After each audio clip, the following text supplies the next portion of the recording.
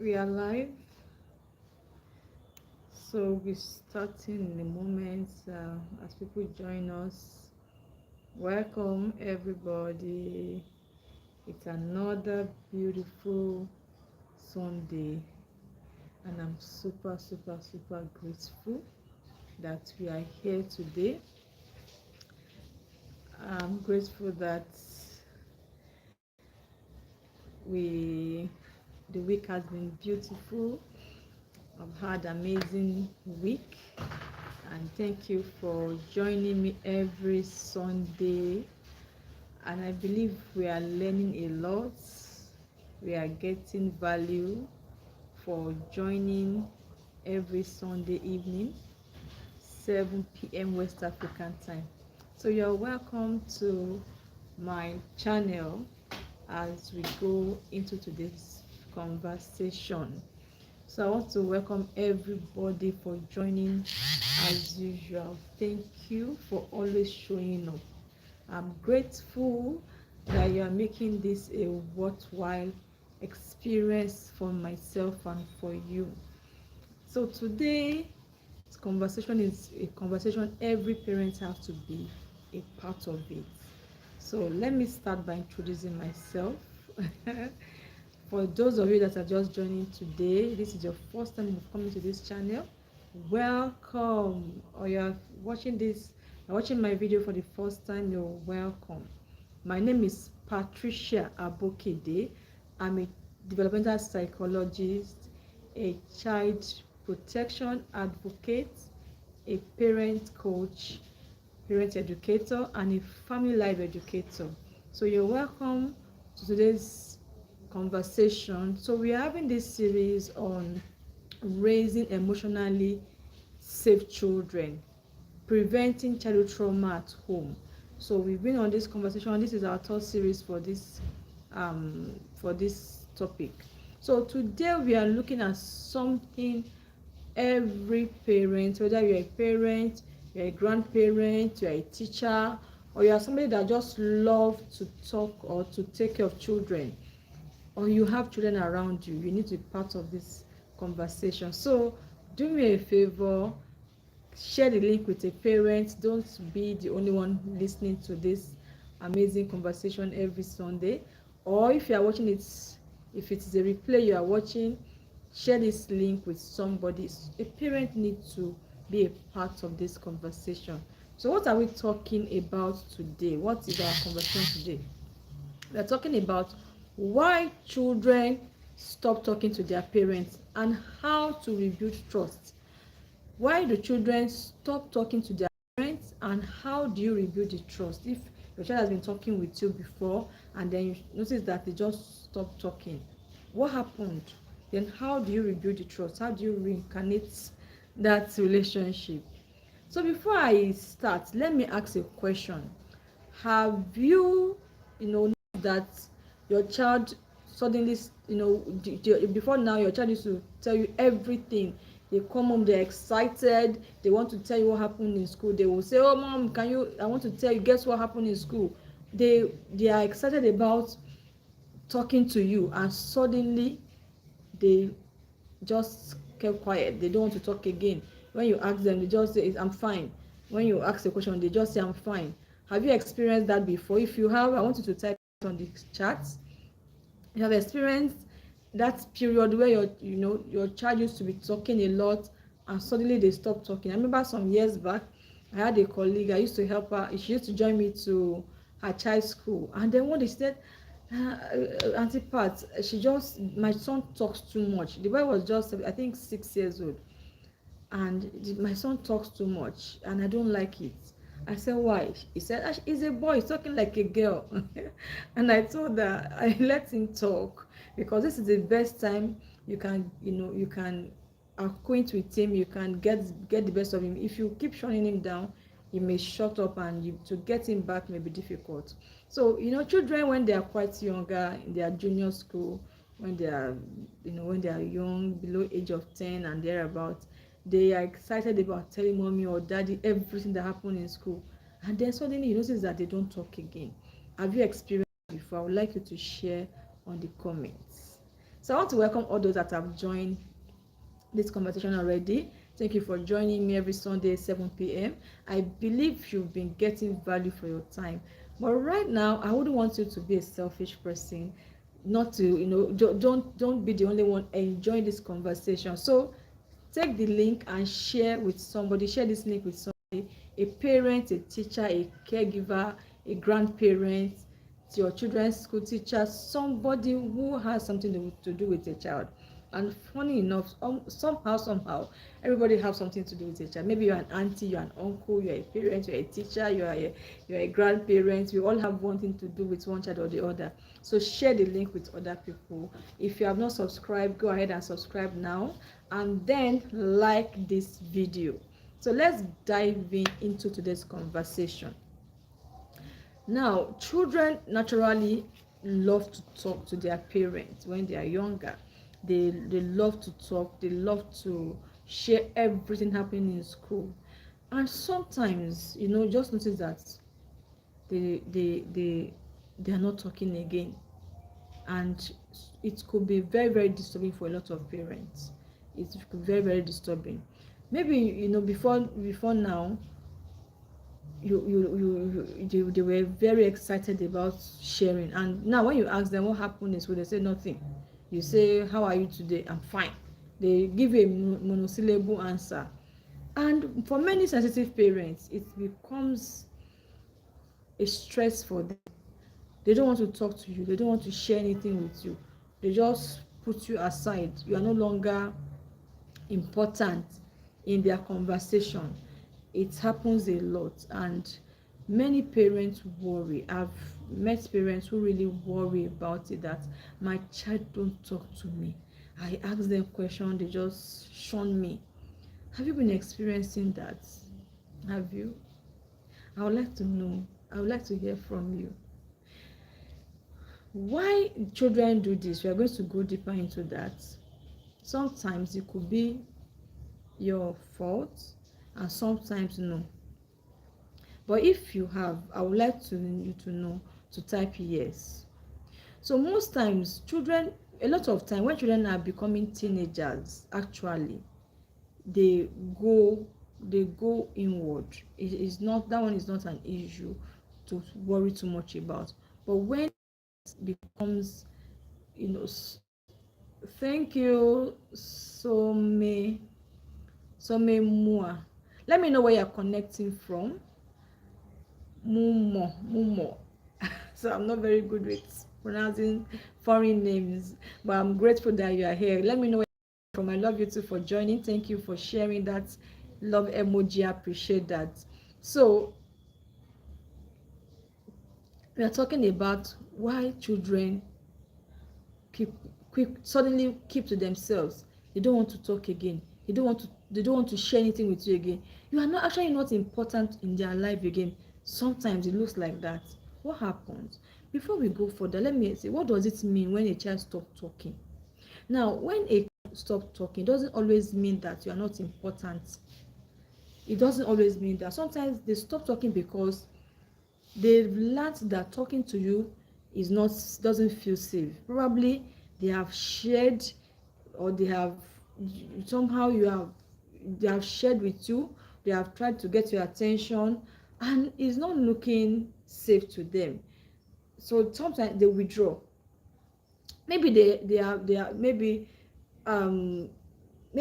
feel like you dismiss their conversation, you dismiss what they tell you, or you shouted at them, or you laughed at them, or you judged them, or you punish them for telling the truth. Sometimes parents punish children even for saying the truth. Maybe truth seems like lie to you, and you punish them for sharing what they know.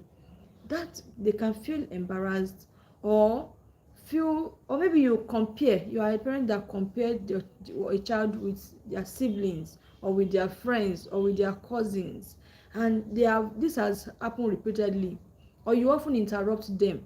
You often threaten them when you are talking, or simply you are just not listening, and they have noticed that.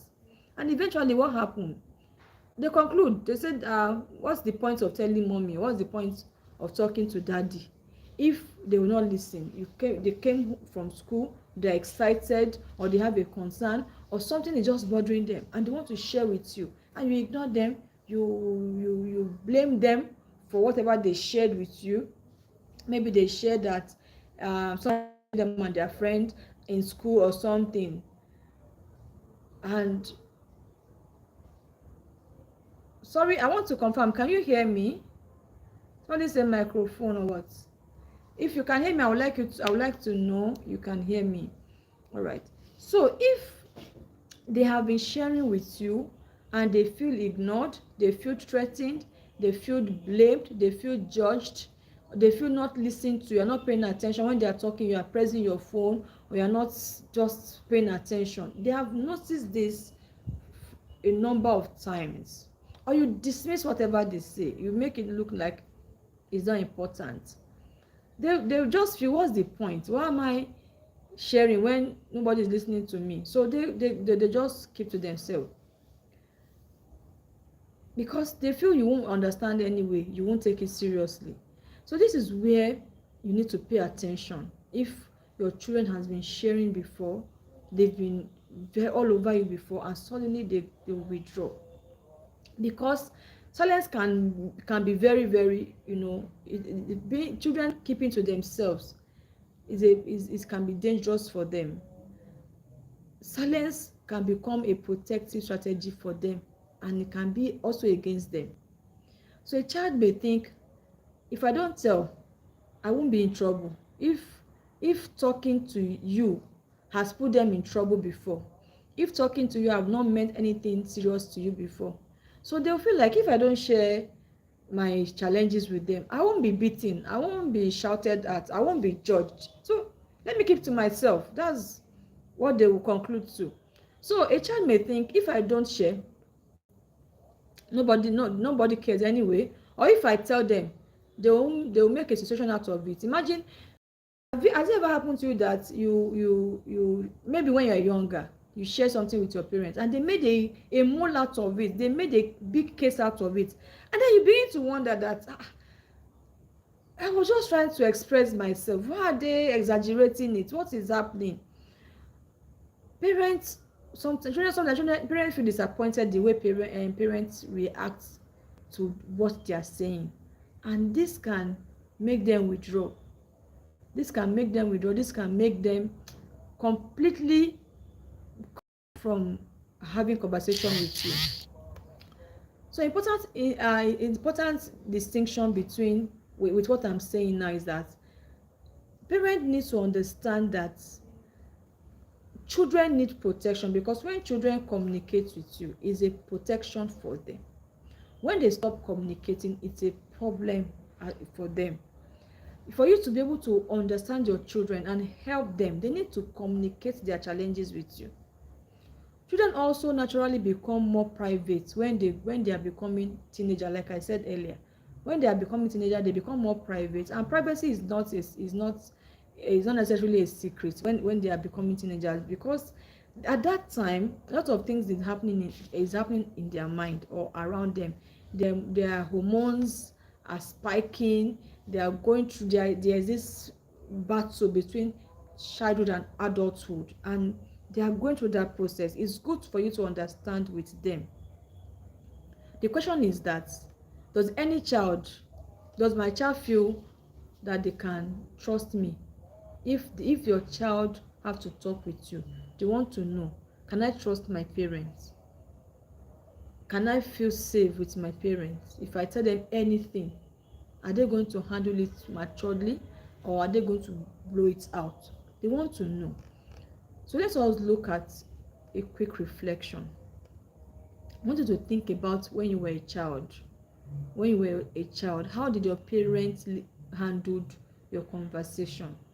Especially when you were in teenagehood, how did they handle it? Or when you were even younger, when you talk to them, do they listen? Are they a listening parent? Do they get angry? Do they judge you for saying something? I remember my dad listened more than my mom. When you want to talk with my mom, she would I wouldn't even know. Maybe she doesn't comprehend, or my mom is this quiet person that she doesn't want to talk. She doesn't want to offend God. She doesn't want to offend anybody. She wants to be in the right book of everybody. Some of us have parents like that. Look at your childhood. Did your parent listen? Did they get angry immediately because you say something? Sometimes your parents misunderstand children. The child is trying to express something and they just get angry. Hello Rita, thank you for joining. Thank you for joining. Kindly share the link with other parents. Let them join us. Let's have this conversation together. So I'd like to know your own experience as a child, Rita. How was your experience growing up? Did your parents listen to you? Were they the one that did they allow you to have conversation, or they dismiss whatever you say? What was your experience as a child? I also like to I would also like to hear from other people who are also listening. All right. So do they make fun of you? Now there are some children that when they share something with their parents, they just not what is actually serious to them. The parents turn it to joke. They make fun of the child, and the child begins to feel why are they laughing? I'm saying something serious. What is funny? Or do you turn it to lecture? Your child wants to share something with you, and then you start lecturing the child. Are you that kind of a parent? Or your child told you something confidentially, and then you went to your friends, you told your friends, you told their grandparents, you told your neighbor, you told the pastor, you told everybody. And somebody now said to the child, your parents told us what happened. No? Is that the kind of parents you are? Is that sometimes children want to just share. They don't even want you to advise, especially teenage children. I have a daughter. When she come back from school like this, she will start telling me everything that happened in school. Just listen. Don't if you want to talk, just listen. Some of us are not comfortable with something like that. Sometimes they just want you to hear them. They are not ready for you to judge them or to make them feel they are not smart or something. So the way we relate to children when they are in the talking mood makes them to either keep talking or to withdraw. Because if why I'm asking you to look at your childhood is the way many of us are parented is the way some of us are parenting our children. And you bet with me that you can't parent your children the way your parents parented you, because many of our parents didn't also know better.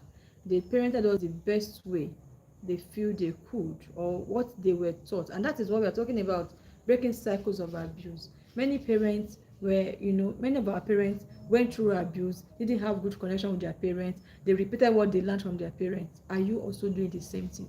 Are you repeating negative pattern of parenting?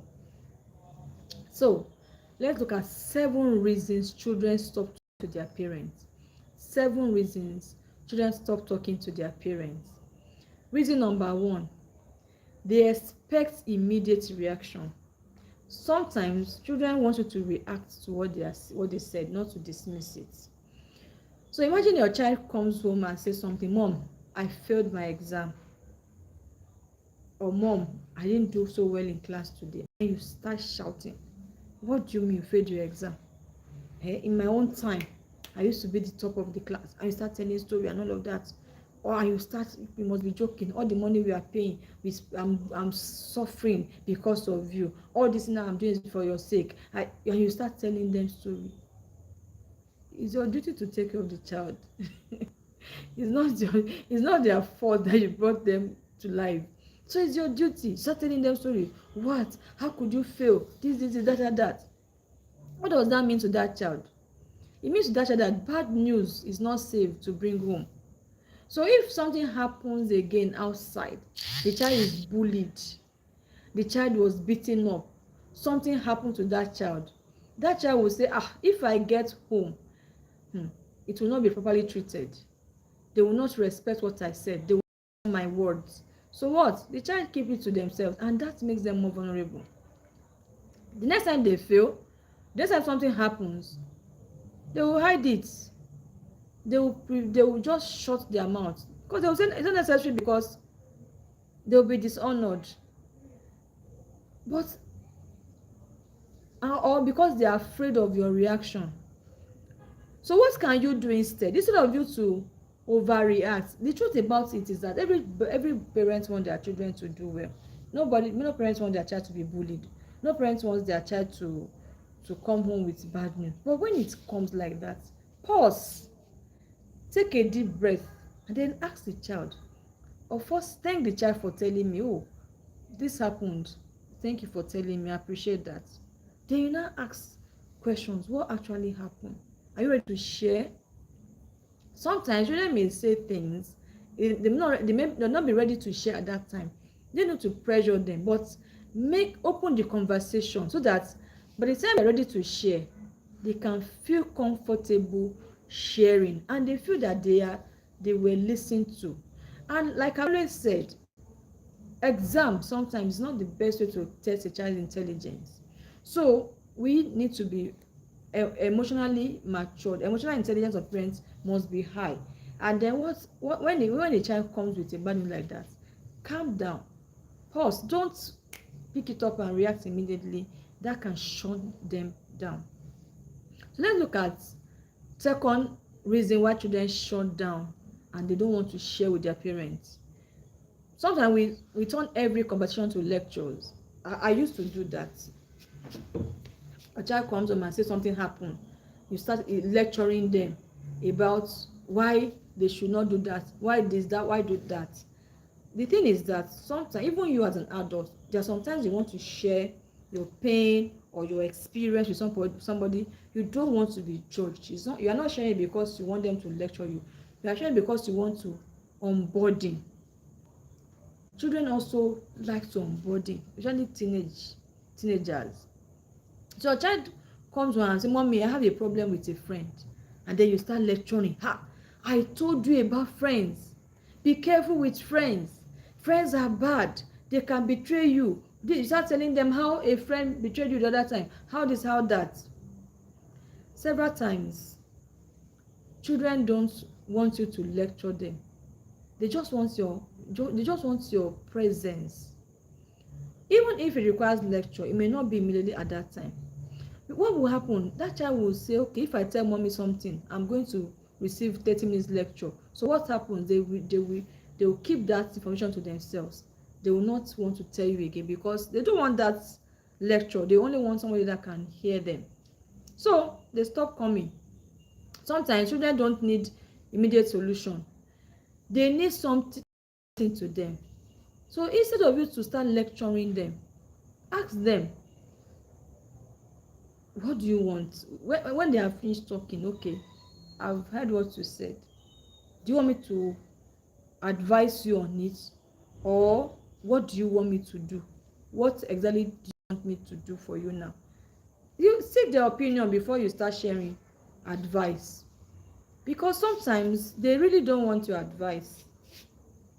I'm not saying parents should not advise their children. What I'm trying to express is that if all the time your children come to you to share something and you start bombarding them with lecture, they may feel overwhelmed and they withdraw that conversation some other time. Now we are looking at more mature children, teenagers or adolescents or children in the growing up children, not just babies. I'm talking about adolescent children. Now the third reason many children stop talking to their parents is we don't respect their confidentiality. The fact that you are a child's parent does not mean you own their life. You gave birth to them. You trained them. Yes, that is your duty. They own their life. They also deserve confidentiality. So when they share something with you and the whole world hears it, it means that their confidence is not safe in you. Their information is not safe with you. They will withdraw. This one is a very important one. Imagine a teenager coming to tell you something very private, and then you tell your sister, you tell your friend, you tell the church group, you tell grandma, you tell everybody, and somebody comes and say, Mommy told us that you are repeating the class, or they told us that a boy was wooing you. And then the child begins to feel like, is it wrong for me to tell my parents what I'm going through? what happens? You've broken their trust, you've broken their confidence, and some other time they will feel like it's not important for them to share with you because you would tell the whole world. What happens? But instead of you to, you know, start sharing with a child, if a child needs professional support for anything that happens to them, seek professional support. It's not everything that happens in your family you take to church, or you tell your friends, because they may want it to be private to them. Then if it's something that is actually serious, that needs help, then seek help in the appropriate place. Not everybody should hear everything. Fourth reason is we shame them for their feeling. Sometimes parents can overdo things and make children start feeling ashamed of what they shared with you. So your child says, I'm scared, and you say, scared for what? Why should you be scared? A boy should not be scared. A girl should not be, we just, this attitude of, especially when it comes to boy child, we expect them to be a man as a boy. A child says, I'm scared, I don't feel confident doing this. Why should you be doing that? Are you not a boy? Are you not a big girl? Stop being a baby. Your child told you, I feel ugly. Say, that is a silly thing. Why should you be ugly? Why should you feel that way? That's the child's feeling. Then the way you treat it makes it, whether you validate it or you make the child feel even worse, because you are shaming them, or you get angry for what your child is telling you. That can make them feel you are not competent enough to handle their information. Eventually they feel uncertain, or they feel unacceptable by your reaction. And anytime they have the problem, anything they want to share with you, they feel you won't validate their feelings, so there's no point sharing with you. I want to tell you that validation is not agreement. That you validated your child's emotion does not mean you agreed with something wrong. It only means that you are giving them room to be able to share again in future. Hello, Stingers. Thank you for joining me today. I appreciate you. Let me know where you're connecting from. I'm talking to you from Nigeria, and I hope you are getting value. All right, so one example of how you can help validate your child's emotion, or when they share something, you can say, I understand you are angry. It's okay to be angry. Oh wow, thank you for joining from Nairobi. God bless you. So I understand you are angry. It's okay to be angry. You feel this way. You feel shy. You are afraid. It's okay to be afraid. Then you guide them. If, for example, your child is afraid of something, maybe your child is afraid of the dark, don't say, how can you be afraid of the dark? Are you not a big boy? Are you not a big girl? You can join them to that place they are afraid of, and let them know, see, now we are here together. There's nothing wrong with it. Nothing has happened. It's okay to be afraid, but you need to outgrow that fear. Follow them to that thing that is scaring them, to confirm that there's nothing scary in that moment. Maybe they are scared. Some people have phobia for space, for darkness, for something, for crowd. Some children over time, maybe because of the experience they had when they were younger, or they watched a movie, or something happened, or they had a story. Sometimes when we share story of things happening around, our children hear it, and it can build up fear in them and form a phobia for them. So a child that is afraid of maybe a space, you say, okay, go and bring something from the store, and the child look at it, okay, the store is always dark, or there are so many things in the store.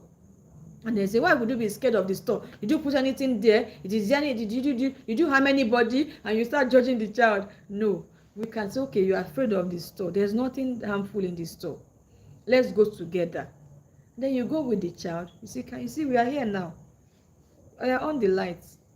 Nothing is going to harm us. So next time when you ask you to come to the store, nothing harmful is there. Show them that they are safe within that space, or they are safe sharing their opinion with you.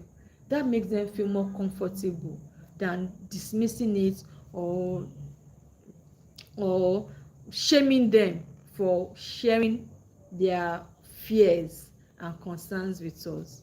So fifth reason why children don't talk to you again is that we use what they tell us against them. Parents do it a lot. Your child told you something, you now use as a weapon to fight them the next time they share something. This is one of the quickest way children just shut down. They can shut down easily. A child tells you, I'm afraid I'll fail, and you say, maybe later there was an argument or a conversation. That is why you are always afraid. That is why you are always doing. That's why you are this. That, and they only shared because maybe they didn't understand the subject they are studying, or of course we all have feelings. Some of us don't even know children have feelings. The way you have feelings, the way you feel disappointed, the way you feel overwhelmed, the way you feel exhausted, children also feel the same way. So it's not as if it's until you become an adult that you start having those feelings. The children feel, and no matter the age of that child, they have feelings like you do. So when a child shares something with you, and then you start judging them later with it, or you fight them with it, they will definitely shut down. They will not trust you again, because they know that anytime they share something with you, they will see that my vulnerability it becomes a weapon. If they fear, they share something with you. Okay, a child came and say, oh mom, I have a crush for a girl. I say, that is how you be crushing. And another time the child discuss on it, and that's how you go to school, you be looking at girls. That's how if you judge them with what they shared with you, they feel that their vulnerability becomes a weapon in your hands, and some other time they won't share again. They will just keep quiet and solve their problem themselves, or look for somebody who can listen to them and help them to solve their problem. And that is what you will not want to happen to your child. Sixth reason children keep to themselves, they don't share with parents, is we compare them.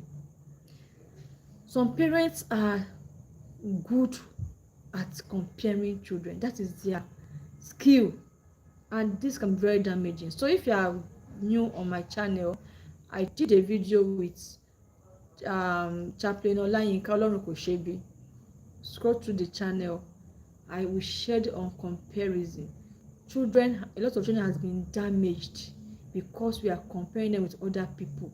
You compare your child with their cousin, with their sister, you compare some people are even comparing themselves with their children. Your sister, if your sister tells me everything, why is it that you are not telling me? Your cousin is more responsible than you. You're at your age, I was already doing this. That makes them feel they are not good enough, and some children begin to feel overwhelmed by comparison. For example, I was watching the Jackson, like a Jackson movie, the latest movie, and I saw the struggle he had growing up was because of the way he was parented. When they were very young, their dad was modeling them, building them to become musicians. He was the most talented among them, and he was the youngest. And anytime he shares his feeling, the father will get scared and start beating him. Say, I'm tired. Maybe they just went for a show and they are tired, they want to rest. They say, no, you can't rest. Oh, yeah, another rehearsal. And then he feels, this is tiring. And the father will rather, instead of validating his feelings or say, okay, rest for a few minutes, will start beating them. It's really overwhelming. So as soon as he became older, he wanted his freedom. He wanted his freedom. He didn't want anything to do with his father. He even sacked his father at a time. So when we give children, when we put them in the tight corner, we compare them, we don't appreciate um their their opinion, we don't appreciate their weaknesses, we don't appreciate their strengths, it makes them to get withdrawn. So children have different personality. It's our duty to learn their personality differences, their strengths, their struggles. It's our duty to learn it. And because no two child is the same. Some children are very good at domestic chores, some are very good at academic, some are very good in sports. All of them have different and unique personality, and you should never compare a child with another. You should appreciate their individuality and their uniqueness. Now, Rita is from Nigeria. Thank you, Rita, from Nigeria. God bless you for joining. I appreciate you. So I would like to know where you're connecting from. Put on the comments. Let me know where you're connecting from. I'm talking to you from Nigeria, all right? So, and I believe you are getting value. So if you have not subscribed to this channel, go ahead and subscribe right away. Share this link and like this video. This is going to help YouTube to bring our this video to people who really need it. So thank you for doing that. So number 7th reason why children stop talking to parents is they don't believe we listen to them. We are in a busy parenting world. Parenting is very, very, very stressful in this generation, and our children need our attention. Our lifestyle, our job, our experiences, some people are going through serious marriage issues. All of these are competing with our parenting. But even at that, our children still needs us. You still have to create that time for them to listen. So they may not giving them this time can be one of the biggest challenges children are going through. Children don't just need parents who hear them. And when I was much younger, when I was raising my children, because I know I was supposed to listen to them, you know what I used to do? I just say, okay, oh yeah. When my children realized that I was not listening, they'll say, Mommy, what did I say last? I'll now be, okay, repeat yourself. When you're not listening, they know. So pretending to be listening can be dangerous. So they know, they actually want you to listen, not to hear. They need parents that listen. There's a difference between hearing and listening. Hearing is, I heard what you said. Listening is, I am trying to understand what you are expressing. Listening is trying to understand them. You want to understand them. While hearing is just, I'm hearing. You are saying, you are talking, I can hear you. So children want you to listen. Sometimes we are physically present, but we are not mentally where we are mentally somewhere else. We are cooking and they are trying to listen to us. They are trying to talk to us. We don't pay attention. One of the ways you can talk to your children is engaging them in what you are doing. Maybe you are cooking, let them be there with you. Do it and enjoy the conversation. It's not that you are cooking, they are somewhere else, or they are just immersed in your cooking and they are like strangers. Bring them together, bring them into your own personal life and work with them. Maybe they are talking to you, you are checking your WhatsApp, they're talking to you, are watching TV, you're not paying attention, and they are not watching the TV with you. You are working, and your child is talking to you. Then one day they will stop talking because they've seen that you are not communicating, you are not in that conversation with them. And you as an adult, would you like to be talking to somebody and the person is pressing their phone or is not engaging? Nobody wants to be ignored. Same thing with your children. They don't want to be ignored. They want your presence. They want to hear you. They want to speak with you. They want to enjoy the conversation. They want to be in the conversation with you. So when you are talking to your children, give them your attention. It's very, very important. So let us look at the big question. Now, I want you to pay attention to this. What happens when children don't feel emotionally safe talking to their parents?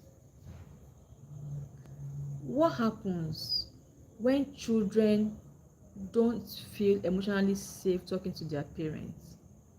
What happens is that they may start looking elsewhere. What is competing with our parenting in this generation is a lot. The internet is competing with your parenting. The social media is competing with your parenting. Everything, your job, your lifestyle is competing with people around you, are competing with your parenting. Their peers are competing with your parenting. So you should be intentional about it. When you don't connect with your children, they don't feel comfortable sharing with you. It means they will look for somebody they can talk to because they want to share, but you are not there. And who might be available? Their friends that doesn't know better. Maybe that friend is not even from a home that you want to chat associate with. Older teenagers that already had experiences that can harm your child, that can put vices in your child's hand. Online communities that doesn't know better, and online you pick everything. Things you want to protect your children from is online. They will get the solution. If, for example, now your child asks you a question and you don't answer, the child has chats, AI to share their opinion with. They have internet, they have friends that can answer them, and they may not give the value you want to give to your child. Social media, stranger, they can replace you. Sometimes people we don't have their best interest at heart can represent you when you don't have space to communicate with your children.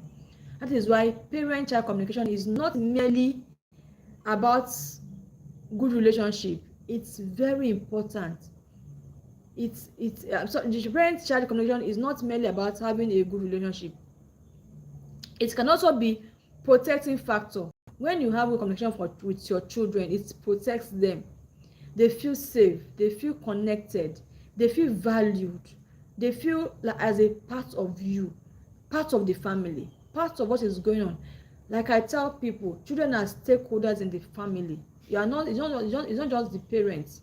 They are major stakeholders in the family matter. So when you communicate with your children effectively, they feel valued, they feel they are part of a big thing, which is where they belong, their home. When children know that I can come home and talk with mom or dad, I can tell that something and feel I can tell that there's something that feels wrong, and they are not judged.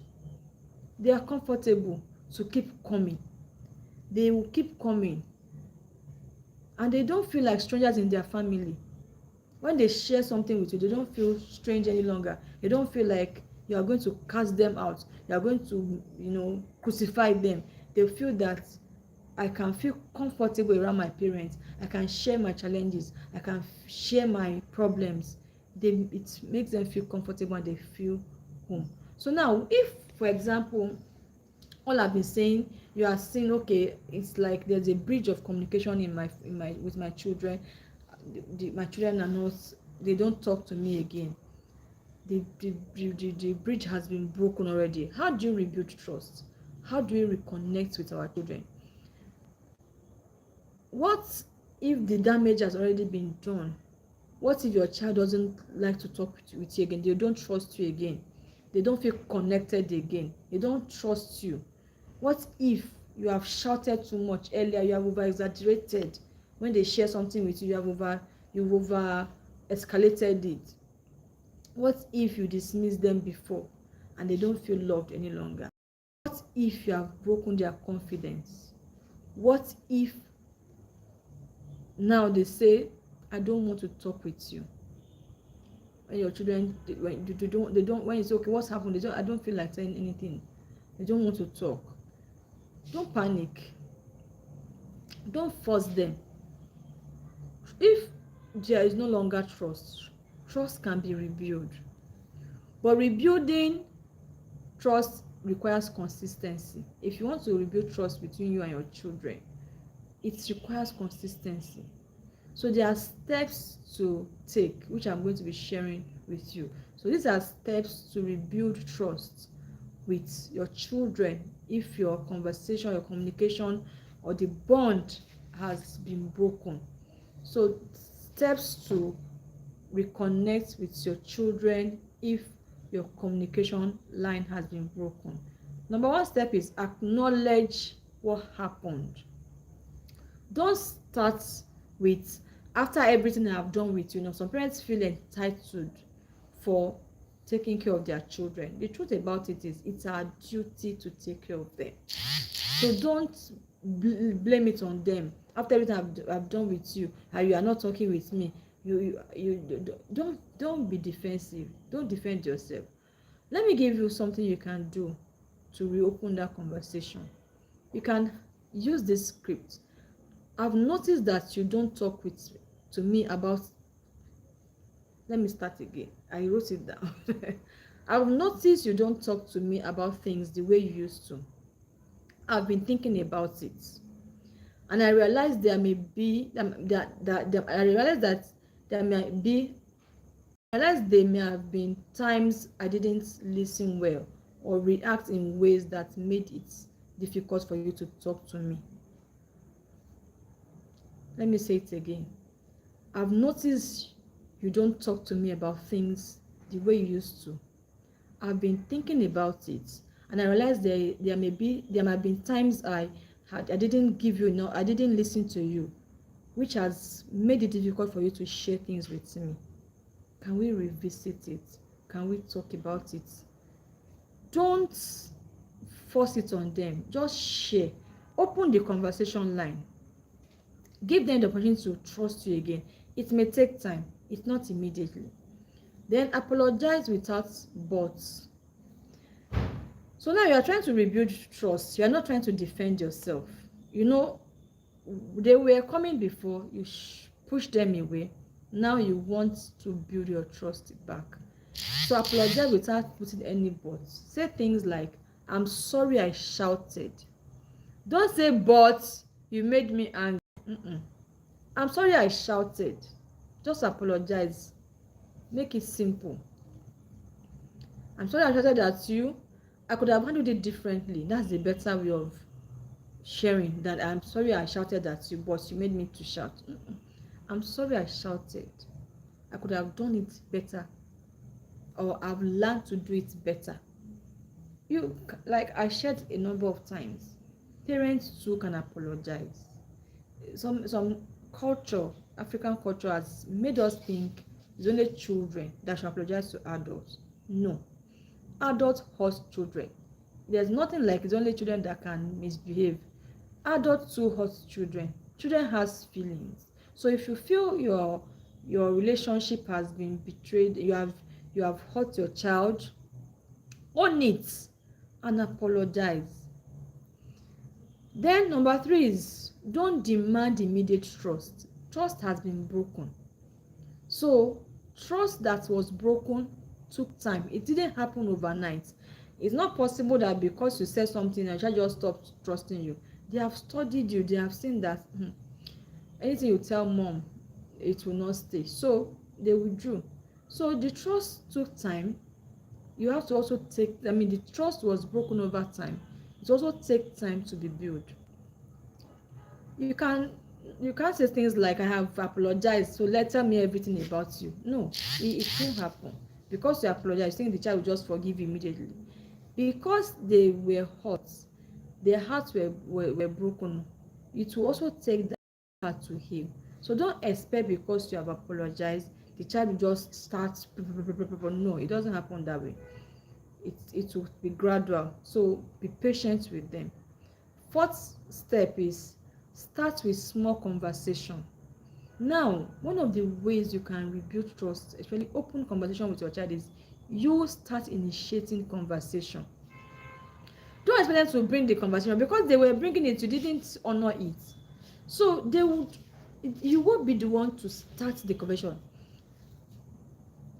You can't expect them to just start telling you everything about their life.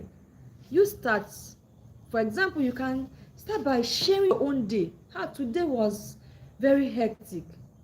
This will happen, this will happen, this will happen. Share your own day with them. Oh, they will feel okay. That's fine. So how was your own day? My day was fine. It's okay. Don't fight it. Don't say, is that all? Don't fight it. Give them time. Another time you can come and share, you can share your how your childhood was. Share things, share your story. Share your story. Oh, when I was in secondary school, this was how happened. When I was this was what happened. Oh, sometimes ago a guy toasted me. Okay, I don't know if you used toast. A guy was wooing me and this happened. Laugh over it.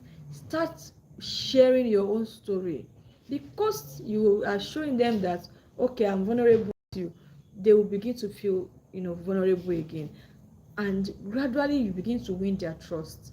You don't expect them to, because you have apologized, then suddenly they open up. You start it. Start expressing yourself. Oh, come, let's cook together. Start cooking with them. While you are cooking, you are sharing things. Oh, watch movie. It could even be playing their game. For the guys, maybe they have a particular game they love. Play with the game with them. Maybe they want to play on a field, or go to the court, drive them there, watch them. You can even do a video them while they are playing the game, and then you get to say, I get some clip of you, and then you watch it together, and then gradually the bonding will start again. It won't start overnight, because the trust has been broken. Building trust is not as fast as breaking it. It takes time. So fifth step is listen without immediate fixing. Now, some of us, like I said, we broke the trust because when they share, you start judging them, or you start giving lecture. So you also have to learn to listen without fixing things. When your child talks, put down your phone, look at them in the eyes, listen. Don't interrupt. Don't immediately lecture. Don't immediately solve their problem. Sometimes just say, tell me more. Keep listening. Then by the time they are through, you will know if they want you to respond, or they just want to talk. Or you can say things like, how did what happened, how did it make you feel? Sometimes they will be the ones to even give solution to their problems. They have shared their what happened. Okay, how did it make you feel? Or what do you think you can do better next time? If this happened again, what could you have done better? They will express themselves, and than you just judging or delivering lectures.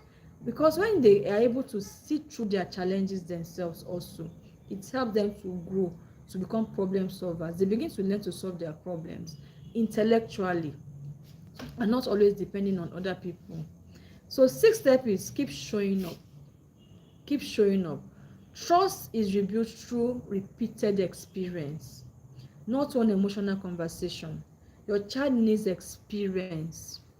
They want to experience, mom listened again and again and again.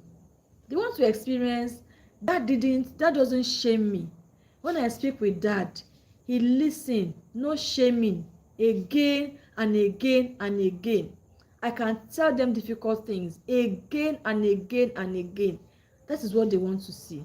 They want consistency.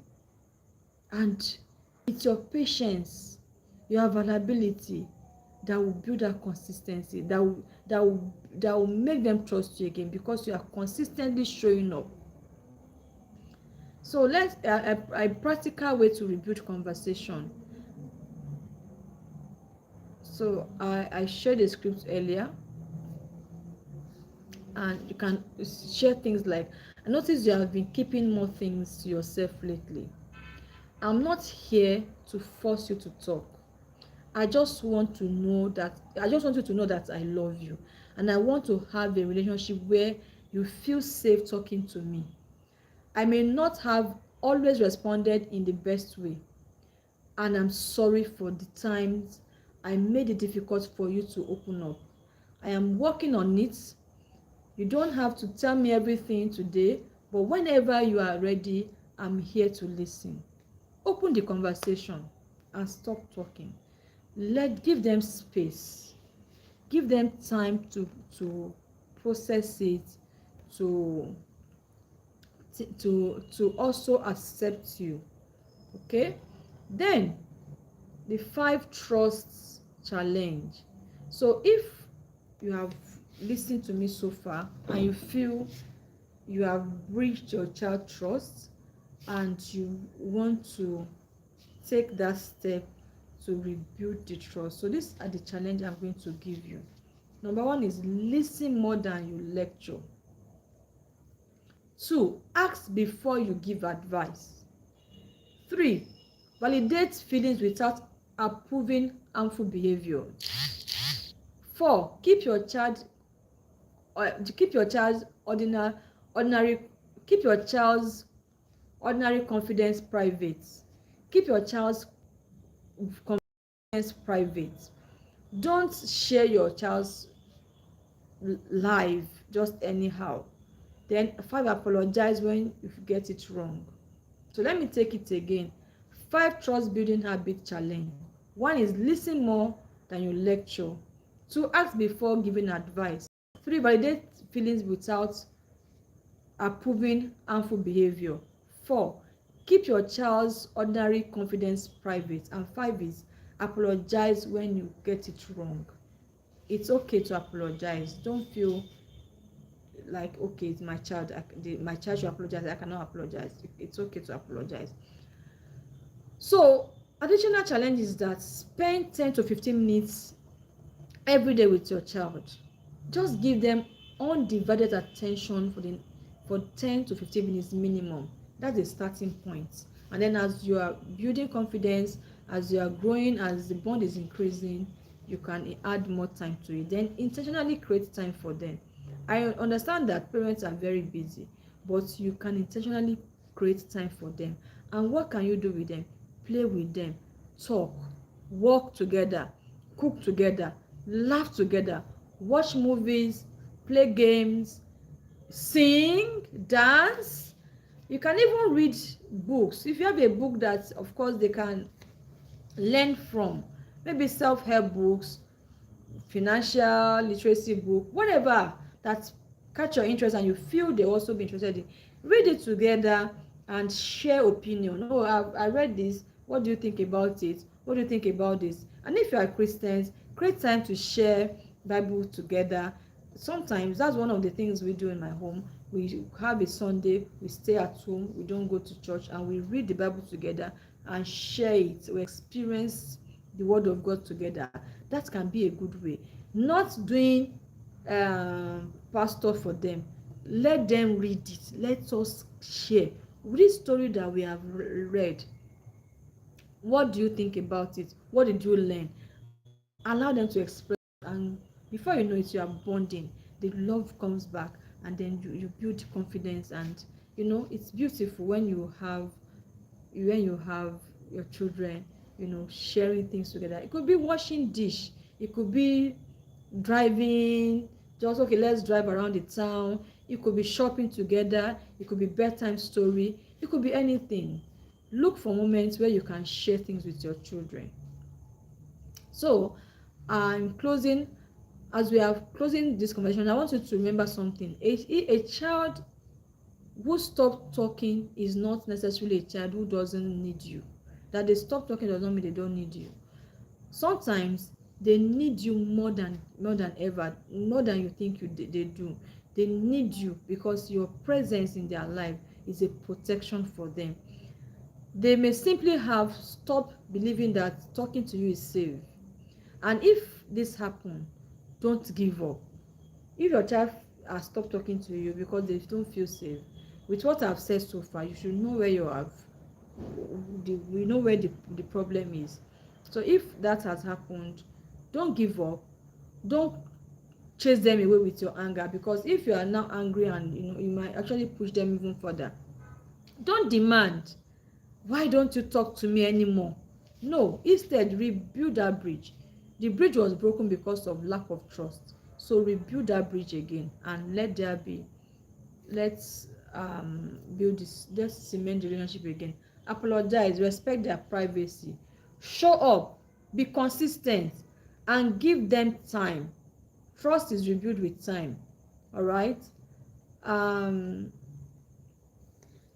Trust is rebuilt through many small moments of safety. The small moments we share with them, the time we share, the time we do things together, we are rebuilding trust. Every time your child tells you something and you listen, you are building trust. Every time you connect without humiliating, you are rebuilding trust. Every time, excuse me, every time you apologize, you are building trust. Every time you say thank you for telling me, you are building trust. So finally, before we go, I want you to answer this question for me on the chat. So I want you to answer this challenge, this question. What is one thing you will start doing differently to make your child feel safer talking to you? With all the things I have shared so far, what are you going to be doing differently that will make your child feel like talking to you? What are you going to be doing? Are you going to be listening more, or stop shouting, or I will stop comparing my children, or I will respect their privacy, or is it I will apologize when I am wrong? What do you want to be doing differently that will make your child begin to talk with you? Share on the comment section, on the chat. Let us learn from you what you have learned, what you want to be doing differently. I will be listening more. I'll stop shouting. I'll stop comparing my children. I'll respect their privacy. I'll apologize when I feel wrong or when I'm wrong. Whatever it is, I want you to write it on the comments. What will you be doing differently to begin to connect back with your children? So if this session, if this conversation has really helped you, please like this video, subscribe to my channel, and share with a parent, a grandparent, a teacher, a child caregiver, anybody raising a child. Share with them. All right. And remember that raising emotionally safe children, preventing childhood abuse at home, is a deliberate intention, because child protection doesn't only happen when we respond to abuse. Child protection also happens in the everyday relationship, where children learn that they are safe, valued, heard, and believed. When we give our children a space where they feel safe, a space where they can express themselves, when we give them our hearing ears, our listening ears, we connect with them, we make them feel comfortable around us, make the home beautiful and safe for them, we are protecting them, because you are the most special person in their life at that time, and you must make sure they enjoy your presence. So we have this conversation every Sunday at 7 p.m. West African time. So join me next Sunday as we continue this conversation on raising emotionally safe children, preventing childhood trauma at home. My name is Patricia Abokede. Thank you for joining, and see you next week, Sunday, 7 p.m. West African time. Bye.